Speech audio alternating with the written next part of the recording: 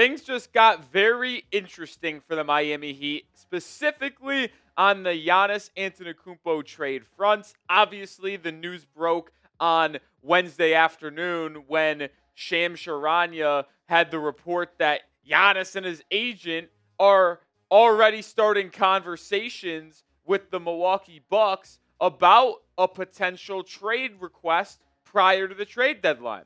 We know that there were trade maybe discussions had very briefly in the offseason with the Bucks and other teams, but now it seems like before this February trade deadline, things are going to get even more engaged from the Bucks perspective here. And I know a lot of people are going to come here and say, "Oh, he's just a New York Knick." I don't think that's the case. I was talking with producer Coop, and I was like, yeah, maybe if Giannis requests the Knicks and only the Knicks, that is what is going to happen. But if you just look at the Knicks' offer for Giannis in comparison to what other teams, including Miami, could offer, I don't think the Knicks' trade package is really competitive in comparison to the others. So to me, it would have to be just New York. And Charania, in his breaking news article, said over the offseason, Antetokounmpo explored external options and was open to playing for one team outside of Milwaukee, that being the Knicks. But sources described it as an exclusive negotiating window for the Knicks in August that did not ultimately come to fruition, and that will not be the case moving forward. And that's the important part of the report and article from Charania. And I reacted to the news, sent out a hypothetical trade offer over on my Twitter yesterday after the news broke, and now we're making a video today. So if you want up-to-date, wall-to-wall coverage of the Miami Heat, follow me over on Twitter, 55 followers away from 2.6K. I think the way that this will progress, assuming that Giannis does ultimately request a trade, which seems like it's going that way. Brian Windhorst reported yesterday morning before this report that Giannis already did request a trade, but it just hasn't been public knowledge and obviously hasn't been honored to this point. I think Giannis will not go one team right now. I don't think he'll do I just want the Knicks. I think he will give Milwaukee a list of maybe 4 or 5 teams, and then it will become open bidding from there. And if you are going to ask me who I think the list of teams Giannis will give Milwaukee in terms of, yes, I'm okay being traded there, these are the 5. And I do think the Miami Heat will be on there. There has been a long time flirtatious vibe between Miami and Giannis. And I believe that there could have been an opportunity for Giannis to potentially get traded to the Heat maybe 2 or 3 years ago, if we're going to be honest. I think the Spurs, the Knicks, the Hawks, and Mavericks could all be on that list. But when you start to really look at these 5 teams that might be on Giannis's list and think, all right, if it's open bidding between these 5 teams, who could really get a deal done here? I would cross out the Dallas Mavericks unless they offer Cooper Flag, which I do not think they would. Plus, Dallas, they're playing better basketball. They just beat us last night. We'll talk about that in a little bit. But, they're not competitive this season. And the Knicks, I already talked about, I don't think they have a good package. I actually think, realistically here, out of the 5 teams we just talked about, the New York Knicks have the worst trade offer for Giannis. Excuse me, something's stuck in my throat. Out of those 5 teams. I think it's horrible. Now, it's a good trade offer for a superstar, but when you're talking MVP all caliber, top 3 player in the game, Giannis Antetokounmpo, they have the worst trade offer.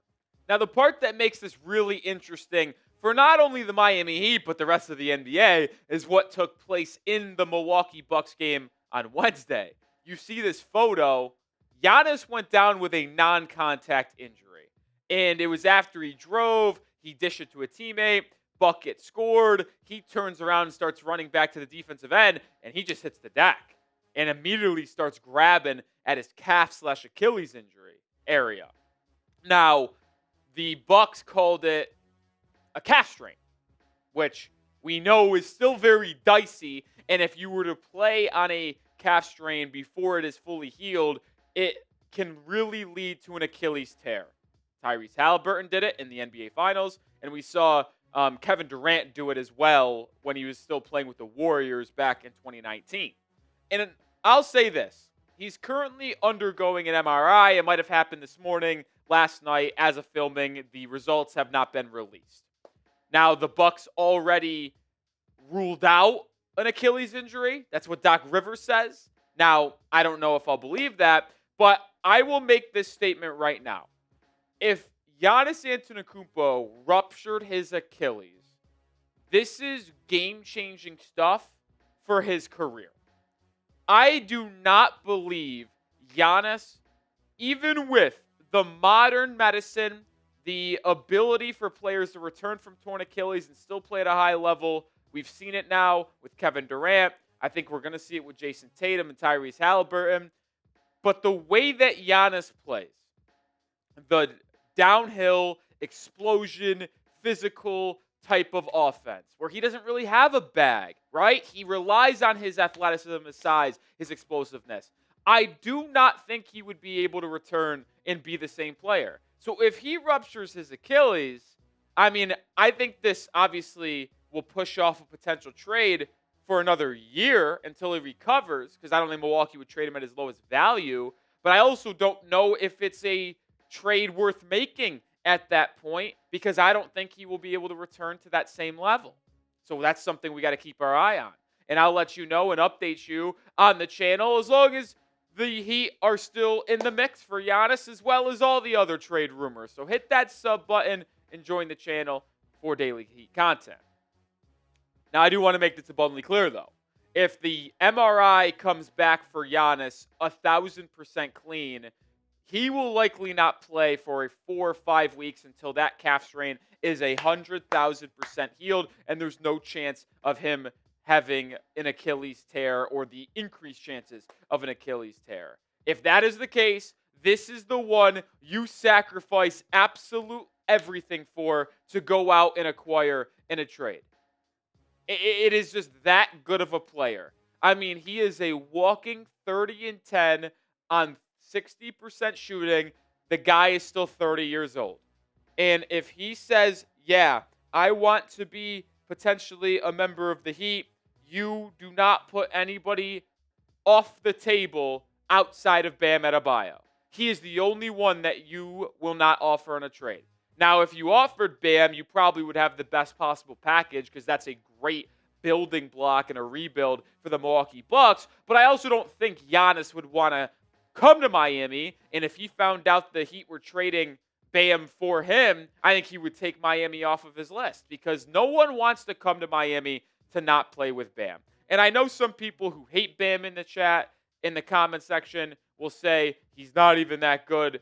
But, you guys don't understand how other teams and players feel about Bam, the relationships Bam has around the league. He is the main guy people would want to play with in Miami. So you do not trade Bam for Giannis. You trade for Giannis to pair him up with Bam. And coming up in just a second, we're going to talk about potential trade offers, not only from Miami, but other teams. So stay tuned for that. But this episode is brought to you by PrizePicks. It's the holiday season. You got basketball games, playoff pushes, and football and bowl matchups. And while we're making decisions, there is one place where it feels good to be right. That is PrizePicks. New feature alert. PrizePicks now has early payouts. If your lineup gets off to a hot start, you may now have the option to cash out those winnings before the game even finishes. It's available in more than 45 states, including California, Texas, Florida, and Georgia. Just pick more or less than at least 2 player stats, and if you get your picks right, you could cash in. I got an entry for Week 14 of football. Dolphins, Jets, more than Devon Achane and Jalen Waddle receiving yards, less than Breece Hall rushing yards. That's my 3-player entry. Download the PrizePicks app today and use code CLNS to get $50 in lineups after you play your first $5 lineup. That's code CLNS to get $50 in lineups after you play your first $5 lineup. PrizePicks. It's good to be right. All right, let's take a look at some Giannis trade packages now. I've got 2 different offers from the Miami Heat, and I want to take a look at some of the other offers that the teams that I talked about earlier could send to Milwaukee for Antetokounmpo? Well, the one that I put on my Twitter and the one that I think is the most likely, to be honest, that the Heat would offer is this one. I think they would trade Tyler Herro, Kel'el Ware, Nikola Jovic, and Simone Fontecchio for Giannis and get back AJ Green. You also add in 2 unprotected first-round picks. Doesn't matter to me if it's 29 and 2031 or 2030 or 2032. It's going to be one of those 2 combinations. But I think this is a really fair trade. And you know why I think this is a very fair trade? It's because when I put it on Twitter and I got 25 quote tweets and about 80 replies, it was split about 50-50 on the Heat are sending too much and this is a good trade, send it in from Miami's end. That's how I know it's a really good trade offer from Miami's retrospect. Now, would the Bucks want this? Maybe they would want a little bit more, but you get a building block, young 22-year-old center in Kel'el Ware that looks like an elite-level player at sometimes. You get a 25-year-old all-star from the Milwaukee area, that's where he grew up, in Tyler Herro, a young, kind of intriguing guy in Jovic, and 2 unprotected first-round picks. And if Giannis wants to come to Miami, I think that is a very fair trade offer from Miami. And if the Bucks said, listen, I need Andrew Wiggins too, you know what? I wouldn't give a shit. And, it might be a little bit much to offer Herro, Wiggins, and Ware. I'd probably take Jovic out of the package in that scenario, and it would be a Wiggins, Herro, Ware first-round pick. But you know what? I would do it because, yes, Andrew Wiggins would be phenomenal as that third guy in the front court alongside Bam and Giannis. He is just way too inconsistent for my liking. And yes, we've seen him be a contributing piece on a title team, 2022 Golden State Warriors. I just can't, fathom him winning another ring. I feel like it might have been an anomaly. I don't know what to tell you. He is such an odd player, in my opinion. He can look like a top 2 player on a title team, like he did against the Pistons on Saturday and against the Clippers on Monday, and he can look like an unplayable guy as well, like Wednesday against the Mavericks. I mean, I was in the building watching that game in person because we're living in Dallas, Texas, and he looked like he was wearing dark blue. It was disgusting. The shot selection that Andrew Wiggins had against the Mavericks was embarrassing. He went 4 of 18, and he was consistently shooting contested shots inside the arc. He got blocked 3 times. Even producer Coop, who was with me at the game, said, I've never seen Wiggins play another game this bad. I couldn't agree more. He was horrid. And that is why I'm fine trading him. He's inconsistent. And I also just think if you want to acquire Giannis Antetokounmpo, you are going to need to go big. If you are going to want to beat the trade offers being sent in from a San Antonio Spurs, from the teams like Atlanta, New York, you are going to need to send an offer that Milwaukee can't refuse. And I truly do believe that is that type of package. And listen, here's another trade idea, including Andrew Wiggins, like I mentioned. Now they could maybe just do Herro, Wiggins, Ware, and first-round picks for Giannis, but I think the Bucks may look to get off of some of these other veteran contracts. They just signed Bobby Portis, who I think is eligible to be traded either in mid-January or December 15th, which obviously the trade would likely happen in January when Giannis returns from injury. But the point I'm trying to make is they might try to shed either Kuzma or Portis' contract because it's not a very good contract right now. If you do that, you could just trade Simone Fontecchio and get Portis back to kind of alleviate some bad contracts there for Milwaukee. I'd be willing to do both.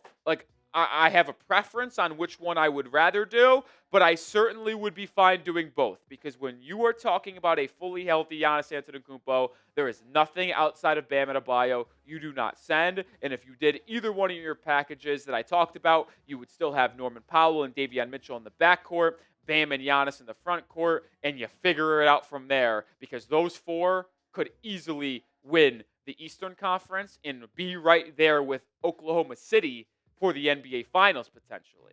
But let me know your thoughts. Which deal for Miami do you prefer? My first one, which is the one that I actually prefer, or the second one where you trade Wiggins, Herro, and Ware but keep Jovic as well as Jaquez plus 2 first-round picks. Type 1 or 2 down in the comment section. But I want to look at some of the other trade offers that could be out there and compare it to Miami's. This is why I think Miami's is better than the Knicks offer. Because the Knicks could offer only really one package. It's 2 of Karl-Anthony Towns, OG Anunoby, and Mikal Bridges. It could be any iteration, Cat and OG, Cat and Bridges, OG and Bridges. Like, it doesn't really matter. But it's 1 or 2 of those 3. They could only offer 1 first-round pick.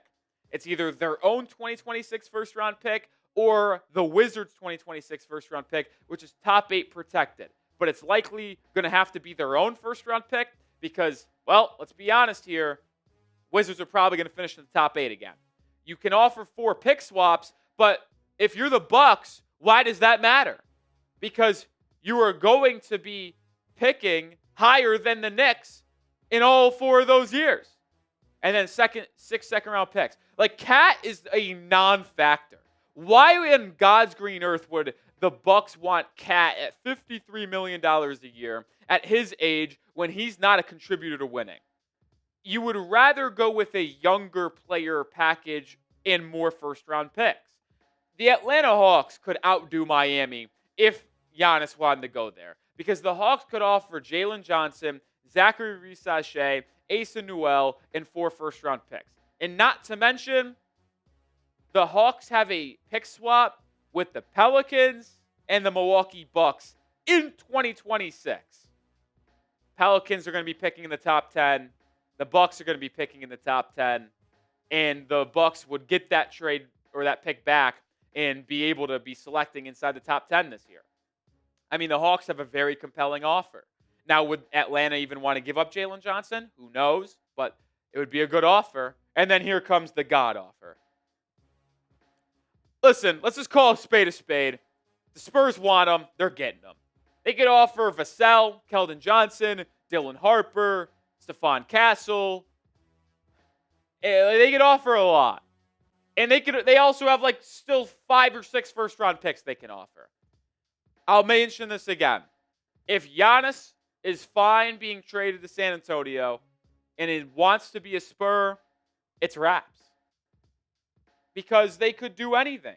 They could offer 5 first-round picks. They could offer Dylan Harper, who is probably the best young player that any team can offer. It's the moral of the story. I think the Heat have a really good offer. But if Giannis wants to be a Spur and the Spurs are sending in a lot for Giannis, he's a Spur. And then Fox, Giannis, and Wemby, my goodness, good night. I mean, that's better than OKC. Crazy. I'll do it for today's show. We'll continue to update on this entire Giannis saga, so make sure you subscribe and join the channel today.